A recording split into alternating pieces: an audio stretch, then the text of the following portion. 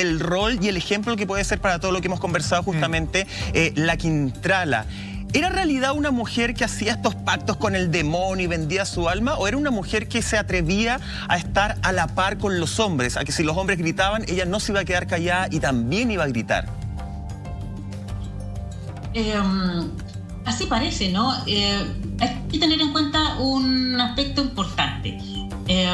Catalina de los Ríos nunca escribió su propia historia, ¿no? Catalina de los Ríos en realidad no sabía escribir ni leer, ¿no? Era, claro, era de una muy buena familia, de mucha riqueza, de muchas tierras y todo eso, pero era analfabeta. Entonces, nunca pudo ella contar su versión, digamos, ¿no? Y la verdad de las cosas es que todas estas mujeres de las que nos hemos acordado, enjuiciadas por bruja y todo, tampoco pudieron hacerlo, ¿no? La mayoría de ellas no pudieron hacerlo, sino que fue la historia de ellas contada por sus jueces, ¿no? Que no puede estar más cejada, digamos, claro, ¿no? Claro. Entonces, la historia de la Quintrala que conocemos, ¿no? Es escrita por otros, después de mucho tiempo después, digamos, de que ella hubiera vivido.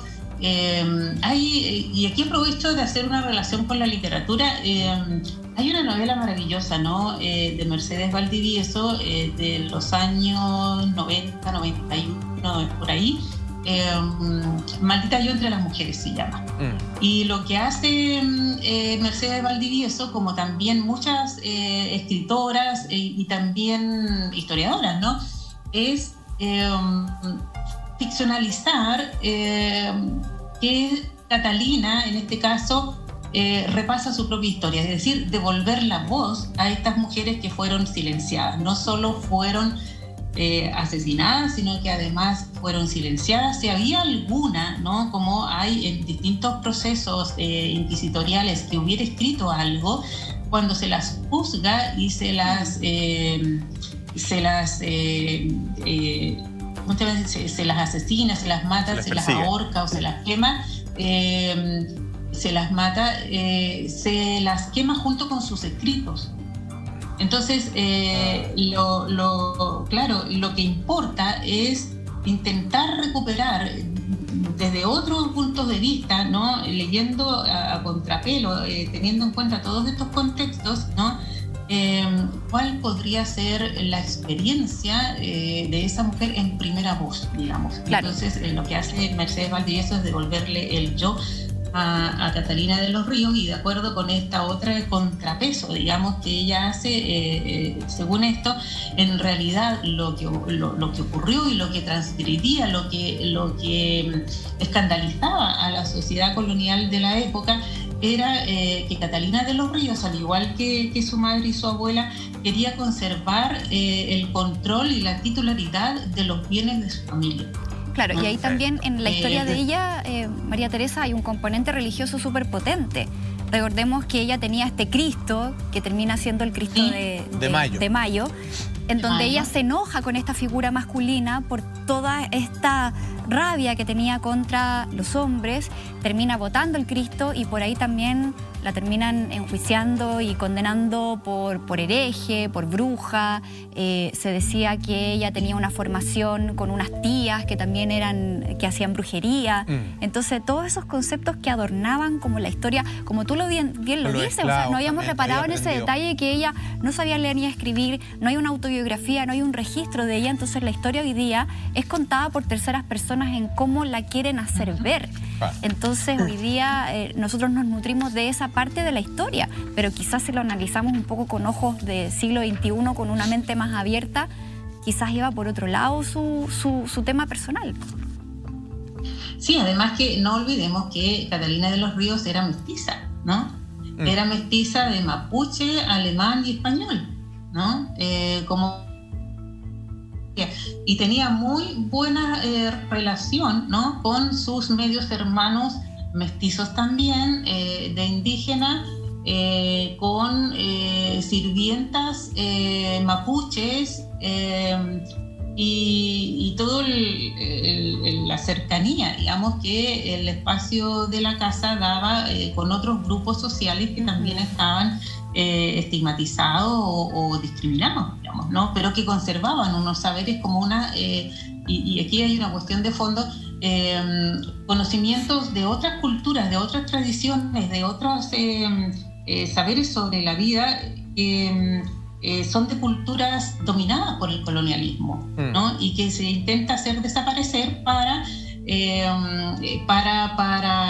salvaguardar, imponer la cultura europea como la civilización, como la cultura, ¿no?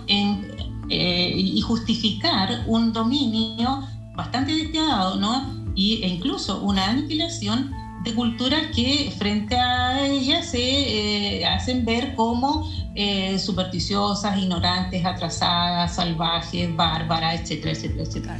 María Teresa, si es que en aquellos tiempos de colonización, ¿cierto?, en nuestro continente, y me voy a ir un poquito más atrás de la Quintrala, las mujeres estaban relegadas, ¿cierto?, y donde a veces se cuestionaba su participación benevolente a la sociedad. Una mujer indígena estaba completamente despojada, incluso para algunos hasta de alma.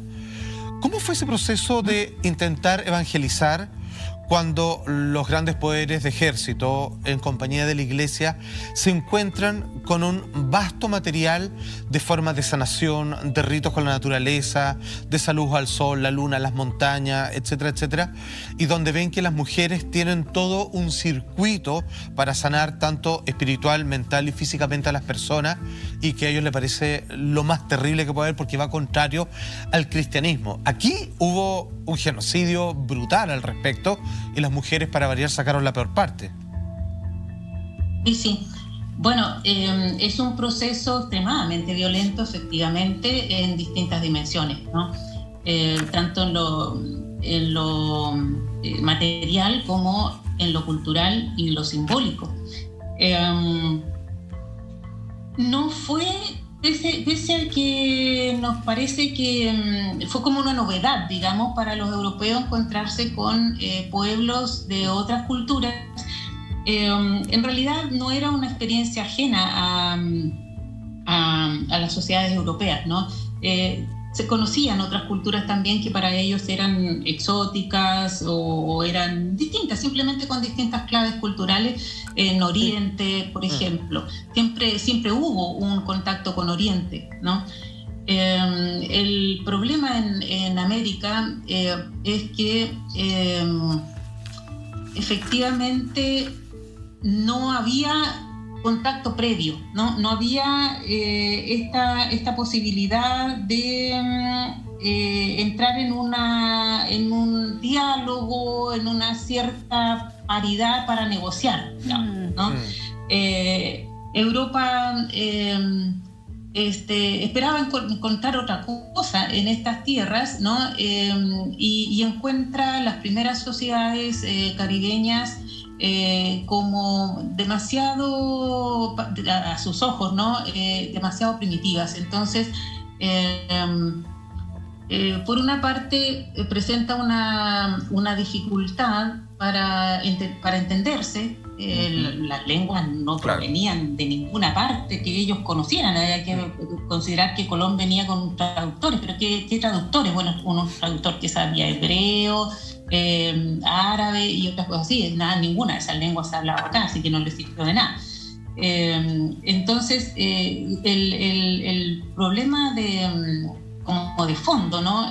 Frente a culturas tan extrañas que encuentran en las primeras entradas, digamos, que hicieron, es que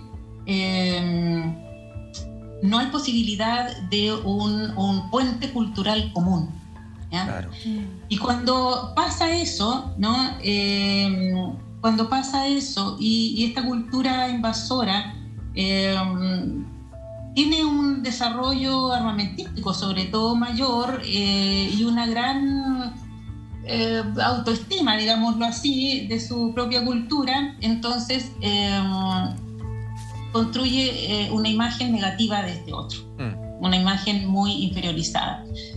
Entonces, a poco andar, se van dando cuenta de la riqueza que estas tierras tienen, es muy necesarias para el desarrollo de la economía europea, que ya hemos comentado que está avanzando hacia un futuro capitalismo. Claro. Entonces, la cuestión del dominio militar, ¿no?